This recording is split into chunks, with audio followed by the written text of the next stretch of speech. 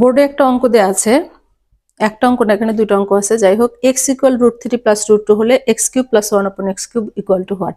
এই অঙ্কগুলো কিন্তু প্রত্যেকটা চাকরির পরীক্ষায় থাকবেই।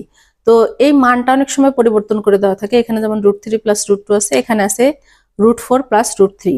তো এই অঙ্কগুলোর সাথে আমরা কি করব এবং কিভাবে আনসারটা বের করব। তো প্রথমে আমাদেরকে যেটা করতে হবে, এই সূত্রটা মনে রাখতে হবে যে x³ প্লাস 1/x³ সমান n³ মাইনাস 3n। তো n কি? n হচ্ছে একটা মান, nটা হচ্ছে একটা মান। এই মানটা আমরা কোথা থেকে নিব? এই অঙ্ক থেকে নিব। অঙ্কের বড় মানটার ডাবল নিব n। এই অঙ্কের বড় মানটার x এর যে ভ্যালু দেওয়া আছে, দুইটা মান দেওয়া থাকবে, বড় মানটার ডাবল নিব n।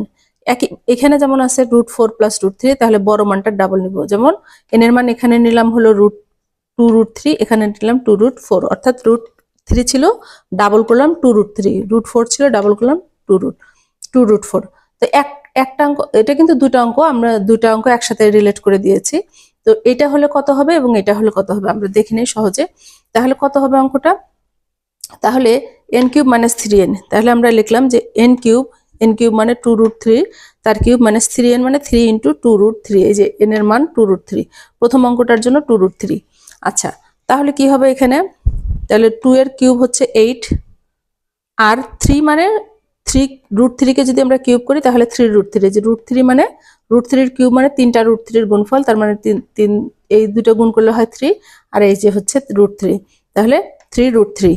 আর এখানে হচ্ছে 3 দুগুণে 6 √3, তার মানে এখানে হলো 3 8 24 √3, এখানে হলো 6 √3। তার মানে 24 এর থেকে 6টা বাদ দিলে 18টা √3। এটার প্রথমটার আনসার কিন্তু হয়ে গেল। এখন দ্বিতীয় অঙ্কটার বেলায় কি ছিল? মান একই দেওয়া ছিল, অঙ্ক মান আলাদা, অঙ্কটা একই। তো এই অঙ্কের ক্ষেত্রে আমরা কি করব? এই অঙ্কের ক্ষেত্রে আমরা ঠিক আবার ওই অঙ্কটা লিখে নিলাম। লিখে নেওয়ার পরে আমরা কি করব?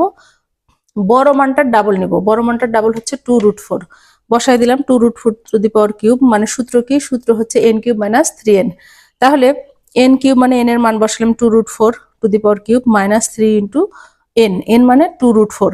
তো এখন এই √4 এর কিন্তু বর্গমূল করলে 2 হয়, তার মানে এখানে 2 দুগুণে 4, তার কিউব, আর এখানে √4 এর বর্গমূল করলে হয় 2, তার মানে এখানে 3 দুগুণে 6, তার সাথে আছে 2 গুণ অবস্থায়। তাহলে 4 এর কিউব মানে 64, 4 4 16, 4 16 64, মাইনাস হচ্ছে 3 দুগুণে 6, 6 দুগুণে 12। তো 64 থেকে 12 বাদ দিলে থাকে 52। এটার আনসার কিন্তু 52, আর এটার আনসার হলো 18 √3। তার মানে আমরা দুটো অঙ্ক এখান থেকে পারলাম। এই দুটো অঙ্কের একটা অঙ্ক অবশ্যই কোনো না কোনো পরীক্ষায় থাকবেই।